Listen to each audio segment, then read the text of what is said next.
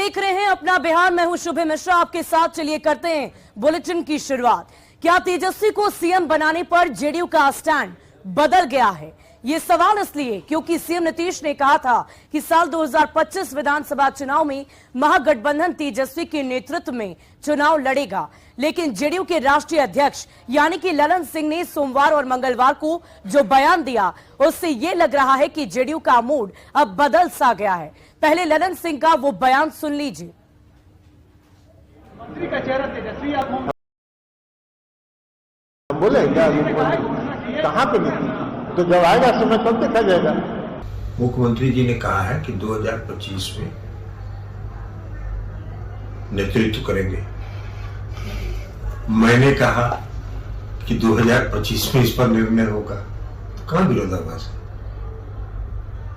2025 में क्या होगा उस पर निर्णय आज नहीं ना हो सकता है।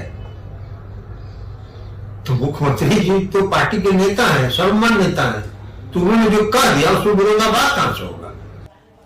और ललन सिंह के इसी बयान का असर कल एक कार्यक्रम में देखने को मिला है। कल पटना में आयोजित किसान समागम में सीएम नीतीश कुमार पहुंचे हुए थे। वहां कृषि रोड मैप को लेकर किसानों से चर्चा हो रही थी और इस कार्यक्रम में डिप्टी सीएम तेजस्वी यादव को भी मौजूद रहना था, लेकिन तेजस्वी की कुर्सी 2.5 घंटे तक खाली रही। सीएम बार बार कुर्सी को निहार रहे थे और तेजस्वी के देर से पहुंचने पर उनके विरोध के तौर पर उस पूरी सीन को देखा जा रहा है। कार्यक्रम में तेजस्वी के देरी से आने पर कई तरह की अटकलें लग रही है। सियासी गलियारे में इसको लेकर चर्चा का बाजार अब गर्म हो गया है। दरअसल बिहार के सीएम नीतीश कुमार ने नई सरकार बनने के कुछ महीने के बाद ही यह ऐलान कर दिया था कि साल 2025 का विधानसभा चुनाव महागठबंधन तेजस्वी यादव के नेतृत्व में लड़ेगा।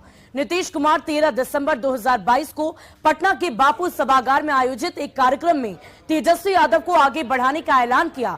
तब नीतीश कुमार तेजस्वी का हाथ पकड़कर पीछे से आगे लेकर आए थे और ये कह दिया था कि साल 2025 में महागठबंधन का नेतृत्व यही करेंगे। इसके बाद से ही उपेंद्र कुशवाहा बागी हो गए थे और अब सीएम नीतीश के उस बयान को भी आप सुनिए। अरे तो शुरू से बोल रहे हैं, एकदम करेगा, समझ गया ना। और अब समझने वाली बात यह है कि आखिर जेडीयू ने अपना स्टैंड बदला क्यों? दरअसल कुशवाहा के जाने के बाद जेडीयू को विद्रोह का डर सता रहा है और स्टैंड बदलकर कार्यकर्ताओं को यह संदेश देने की कोशिश की जा रही है कि कहीं ना कहीं कुशवाहा के जाने से पार्टी को दिक्कत होगी। पार्टी को एकजुट रखने के लिए यह बयान देना भी जरूरी था, अनिवार्य था। और पिछले विधानसभा चुनाव में जेडीयू के सिर्फ और सिर्फ 44 सीटें मिली थी और लगातार आरजेडी के सामने जेडीयू के सरेंडर की बात सामने आ रही थी और ऐसे में बात जेडीयू के लिए ये जरूरी थी कि वो एक मजबूत बयान दे ताकि कार्यकर्ताओं के बीच कंफ्यूजन की स्थिति ना बनी रहे। शायद ललन सिंह ने इस खतरे को भांपते हुए इस तरह का बयान दिया। हालांकि ललन सिंह के इस बयान के बाद आरजेडी की ओर से तेजस्वी की ताजपोशी को लेकर खबरें सामने आने लगी है। लगातार इस बात को लेकर चर्चा की जा रही है कि कहीं ना कहीं मुख्यमंत्री नीतीश कुमार अब अपनी सत्ता, अब अपनी ताजपोशी तेजस्वी यादव की तरफ करेंगे और इस बात का ऐलान उन्होंने पहले ही कर दिया है। और एक तरफ जेडीयू के नेता इस तरह के बयान देकर राजनीति सरगर्मी को बढ़ा रहे हैं, वहीं महागठबंधन के सहयोगी दलों का कहना है कि ऐसा कुछ नहीं है, सब कुछ ठीक ठाक चल रहा है। वहीं बीजेपी का कहना है कि महागठबंधन में पूरी तरह बिखराव नजर आ रहा है। एकदम ठीक है, महागठबंधन में सब कुछ बेहतर है। सभी लोग वहां पहुंचे थे और मंत्री अपने किसी कार्यक्रम की वजह से उनको थोड़ा विलंब हुआ था। ऐसी कोई बात नहीं है। ये सब राजनीतिक गलियारे में ऐसी गलत बातों की चर्चा होती रहती है। महागठबंधन एकजुट है। जिस प्रकार के बयान दलों के अंदर से आ रहे हैं, इसमें लग रहा है कहीं न कहीं महागठबंधन पूरी तरह बिखराव की ओर है और इस बात का परिचायक है नेताओं के बयान। ललन सिंह का बयान उठाकर देखिए, एक परिचायक है इस बात का। अभी तक नीतीश कुमार कह रहे थे हमारा उत्तराधिकारी तेजस्वी है और तुरंत ललन सिंह ने पलटी मारा, कहा कि हमने तो पार्टी ने कभी बोला ही नहीं है, महागठबंधन में कभी मत ही नहीं हुआ। इसलिए कहीं ना कहीं कुनबा बिखराव का, महागठबंधन के बिखराव का सबसे बड़ा परिचारक है और वही सब दिख रहा है आज सभी नेताओं के बयान से। महागठबंधन में शामिल सभी पार्टियां, उनके नेताओं के बीच में एक अच्छी समझदारी है और सबने सोच विचार करके महागठबंधन का गठन किया। कहीं कोई विवाद नहीं है। बॉडी लैंग्वेज वगैरह क्या होता है, बॉडी लैंग्वेज में दिखा, ये सब आधारहीन बातें हैं। सरकार बेहतर बॉन्डिंग के साथ चल रही है।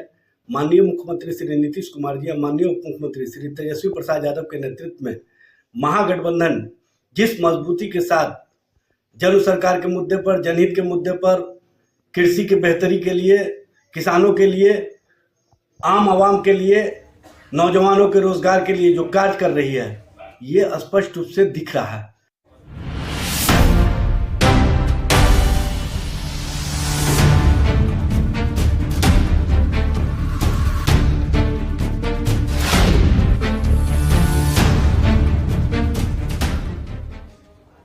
और लोकसभा चुनाव में विपक्षी एकता की नीतीश कुमार की मुहिम पर कांग्रेस गंभीर नहीं दिख रही। कांग्रेस अध्यक्ष मल्लिकार्जुन खड़गे ने जब इस बारे में पूछा गया तो उन्होंने कहा कि अभी लोकसभा चुनाव काफी दूर है, जब समय आएगा तब देखेंगे।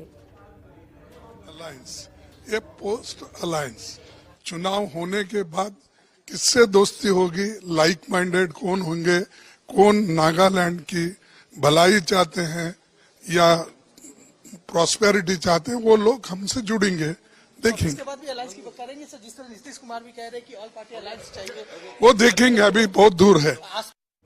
और चलिए अब कांग्रेस अध्यक्ष के इस पूरे बयान के मायने को समझ लीजिए। सवाल है कि नीतीश से कांग्रेस को आखिर परहेज है। दरअसल कांग्रेस चाहती है कि राहुल गांधी की दावेदारी हर जगह मजबूत हो जाए। राहुल की दावेदारी मजबूत होगी तो चुनाव में इसका सीधा सीधा फायदा देखने को मिलेगा, इसका असर देखने को मिलेगा। वहीं अगर नीतीश कुमार दावेदार होते तो कांग्रेस कमजोर हो जाएगी। राहुल गांधी राष्ट्रीय स्तर पर एक बहुत बड़ा चेहरा है और कांग्रेस राहुल को पीएम कैंडिडेट दिखाना चाह रही है और यही वजह है कि इस तरह की चर्चा लगातार की जा रही है, क्योंकि कहीं ना कहीं बिहार के सियासी गलियारों में भले ही मुख्यमंत्री नीतीश कुमार को लेकर महागठबंधन के नेताओं की तरफ से ये बयान सामने आ रहे हैं कि वो पीएम के प्रमुख चेहरे के तौर पर सामने आ सकते हैं, लेकिन कांग्रेसी नेता ये मानने को तैयार नहीं। उनका कहना है कि राहुल गांधी ही पीएम के प्रमुख चेहरे हो सकते हैं।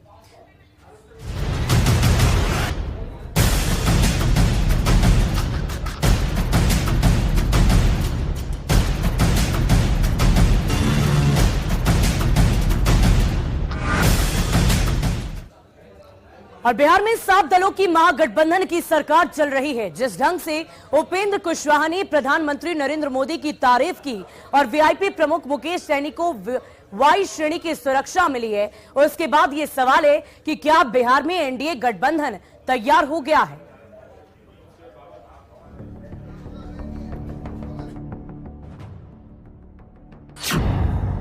बिहार में एनडीए गठबंधन तैयार।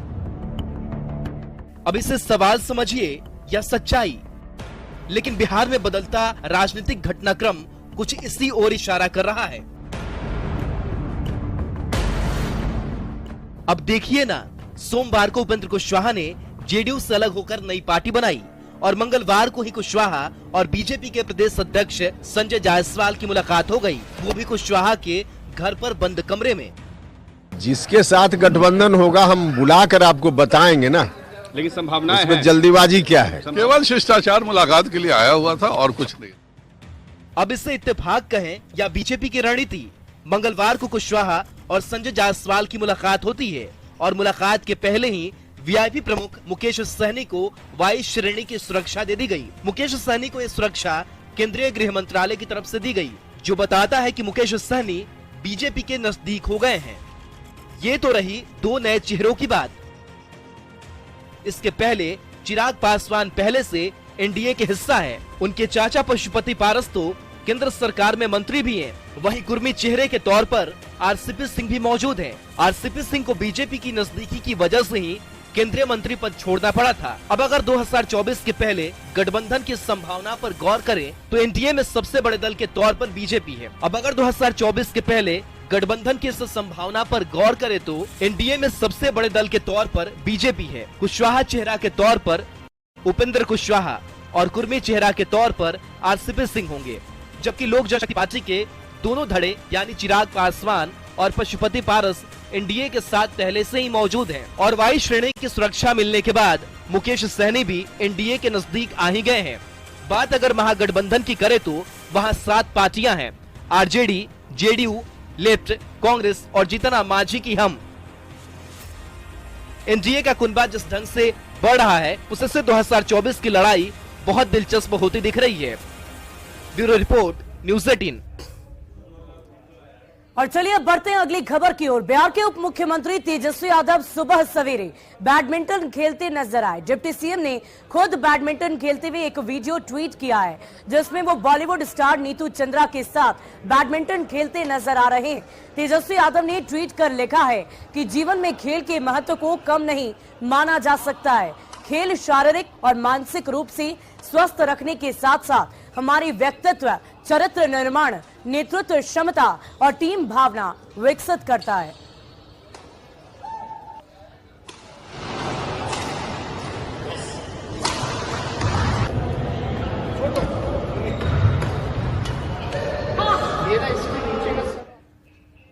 और 25 फरवरी को पूर्णिया के रंगभूमि मैदान में होने वाली महागठबंधन की महारैली को लेकर अब तैयारियां तेज हो गई है। महागठबंधन के नेताओं का दावा है कि इस रैली में करीब 3 लाख लोग शामिल होंगे। सीएम नीतीश को पीएम उम्मीदवार घोषित किए जाने के सवाल पर बिहार सरकार की मंत्री लेसी सिंह ने कहा कि सीएम नीतीश ने पहले ही कह दिया है कि वो पीएम पद के दावेदार नहीं है। मंत्री ने कहा है कि नीतीश बस देश के विपक्षी नेताओं को एकजुट करने की कोशिश में बाहर निकले। देखिए, ये सब कोई कयास लगाने वाली बात है। हमारे माननीय मुख्यमंत्री नीतीश कुमार जी ने, हमारे नेता ने ये कभी नहीं कहा है कि हम प्रधानमंत्री के उम्मीदवार हैं। ये जरूर कहा है जिस तरह से देश में हालात है, बेरोजगारी है, भ्रष्टाचार है, भुखमरी है, गरीबी है, तो इससे केंद्र की सरकार ध्यान भटकाने का प्रयास कर रहे हैं। जो लोगों का देश भर में मिजाज है, बदलाव चाहते हैं, जो क्षेत्रीय दल है, तो उन सबको एक जो विपक्ष के लोग हैं उनको सभी लोगों को एकजुट करने का मुहिम और संकल्प जरूर माननीय मुख्यमंत्री जी लिए। उसी रणनीति के तहत काम कर रहे हैं और जरूर सफलता मिलेगी। ये कभी नहीं कहे हैं कि हमारे नेता माननीय मुख्यमंत्री जी के हम प्रधानमंत्री के उम्मीदवार। और बिहार महागठबंधन के अंदर चल रही उथल पुथल के लिए भाकपा माले महासचिव दीपांकर भट्टाचार्य ने बीजेपी को जिम्मेदार ठहराया है। दीपांकर भट्टाचार्य ने कहा कि जब से बीजेपी सत्ता से बाहर हुई तब से बेचैन है। महाराष्ट्र वाला खेल है या हर राज्य में भाजपा वाले जो ऑपरेशन लोटस वाला खेल खेलते हैं, तो एक तरह से बिहार ने उसका जवाब दिया था। तो जाहिर सी बात है कि भारतीय जनता पार्टी के लोग बौखलाए हुए हैं और उनकी पूरी कोशिश है कि बिहार में सरकार को अस्थिर कर दिया जाए और कहीं ना कहीं बिहार में भी जैसे जो शिवसेना के साथ उन्होंने किया, तो हो सकता है जनता दल यू के साथ भी वही खेल खेलने की कोशिश हो। और देखिए, इसी बीच समस्तीपुर से आपको बड़ी खबर बता दें, डबल मर्डर मामले में एफआईआर दर्ज की गई है। जेडीयू नेता रामबालक सिंह पर यह आरोप है और रामबालक सिंह समेत 6 अन्य लोगों पर एफआईआर दर्ज की गई है। पूर्व विधायक भी रह चुके हैं रामबालक सिंह और 20 फरवरी को पूर्व मुखिया की हत्या की गई थी और साथ ही साथ पूर्व मुखिया के सहयोगी की भी हत्या हुई थी। आपको बता दें कि विभूतिपुर थाना इलाके में देवस्थान के पास बदमाशों ने सिंघिया बुजुर्ग पंचायत के पूर्व मुखिया सुरेंद्र प्रसाद सिंह और उनके सहयोगी सत्यनारायण उर्फ मंत्री की गोली मारकर हत्या कर दी थी। हत्या के बाद आक्रोशित ग्रामीणों ने विभूतिपुर में समस्तीपुर खगड़िया रेलखंड को जाम कर दिया था। इस मामले में जेडीयू नेता रामबालक सिंह के खिलाफ एफआईआर दर्ज कराई गई, जो पहले विधायक भी रह चुके हैं।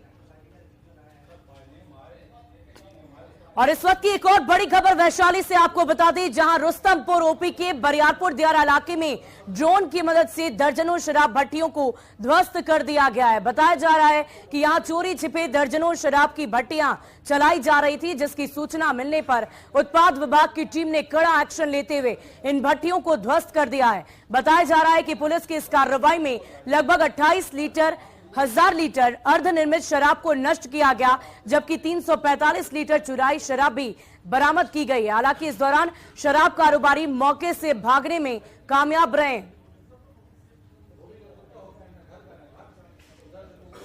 देरा क्षेत्र बड़ियारपुर देरा क्षेत्र में जो रुस्तमपुर थाना अंतर्गत पड़ता है, वहाँ छापेमारी की टीम गई थी और काफ़ी कामयाबी भी वहाँ मिला है। लगभग 27,800 के जावा गुड़ जो जिससे शराब तैयार होती है, कच्चा मटेरियल, उसको विनष्ट किया गया है। 11 भट्टी ध्वस्त की गई है और लगभग 345 लीटर चुलाई शराब जो घटना से विनष्ट कर दी गई है। और इस बीच अरवल से भी एक और बड़ी जानकारी आपको दे दें। चौकीदार की लाश मिलने से सनसनी मच गई है। क्षत विक्षत स्थिति में शव बरामद किया गया है। गांधी मैदान में ड्यूटी पर ये जवान तैनात थे और हत्या कर शव फेंके जाने की आशंका व्यक्त की जा रही है। लेखा बिगहा के मृतक ये चौकीदार हैं और जांच में इस वक्त नगर थाने की पुलिस जुटी हुई है कि आखिर ये पूरा मामला क्या है।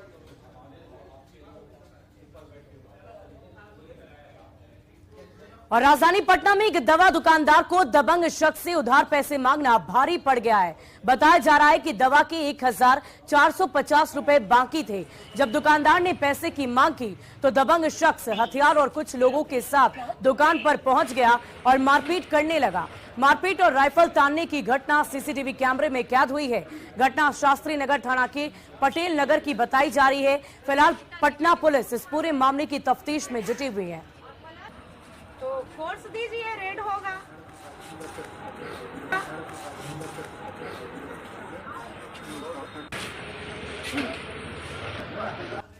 घटना हुआ ये कि ड्यूज बाकी था, हमने कॉल किया, बहसा बहसी हुआ।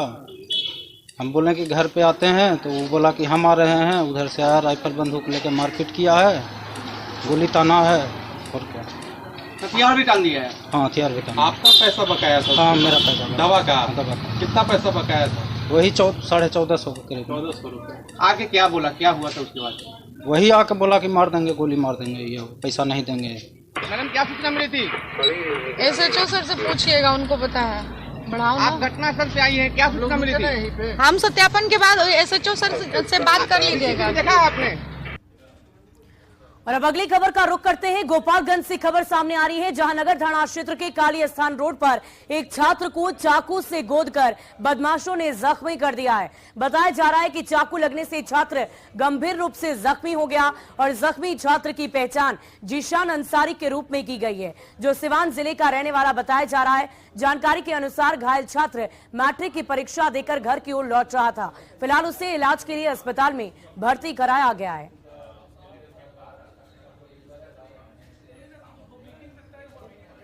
खबर मधुबनी से है, जहां नर्तकियों के साथ डांस और अश्लील हरकत करते 2 लोगों का वीडियो वायरल हो रहा है। नर्तकियों के साथ अश्लील हरकत और डांस करने वाला व्यक्ति घोघरडीहा प्रखंड के सुदई रतौली पंचायत का मुखिया राम जयपाल और दूसरा शख्स रतौली मिडिल स्कूल का शिक्षक यानी कि ललित पासवान बताया जा रहा है। वायरल हो रहे वीडियो को देखने वाले लोग मुखिया और शिक्षक के खिलाफ कड़ी कार्रवाई की मांग कर रहे हैं। नालंदा के राजगीर प्रखंड स्थित भूई में रोजगार नहीं मिलने से मनरेगा मजदूर काफी परेशान हैं। मजदूरों ने स्थानीय मुखिया को आवेदन देकर रोजगार उपलब्ध कराने की मांग की है। बताया जा रहा है कि काम नहीं मिलने के कारण लोग पलायन करने को मजबूर हैं। जानकारी के अनुसार कई दिनों से मनरेगा का काम बंद पड़ा हुआ है। बेरोजगार मजदूरों से बातचीत की है संवाददाता अभिषेक कुमार ने। अभी हम पहुंचे नालंदा जिले के राजगीर प्रखंड क्षेत्र के भूई में, जहां आप देख सकते हैं ये भूई पंचायत स्तर का भवन है और यहाँ जो महिलाएं हैं, जो मजदूर हैं, वो यहाँ पर पहुँचे हैं रोजगार मांगने के लिए। उन लोगों का साफ कहना है कि जो मनरेगा में रोजगार है वह अभी फिलहाल बंद है, इस कारण उनकी समस्या हो रही है, उनके परिवार का भरण पोषण करना कठिन साबित हो रहा है। तो आप देख सकते हैं किस तरह से जो महिलाएं हैं यहाँ पर पहुँची हुई है रोजगार मांगने के लिए। खासकर यहाँ पर जो स्थानीय मुखिया उनसे भी रोजगार मांग रहे हैं।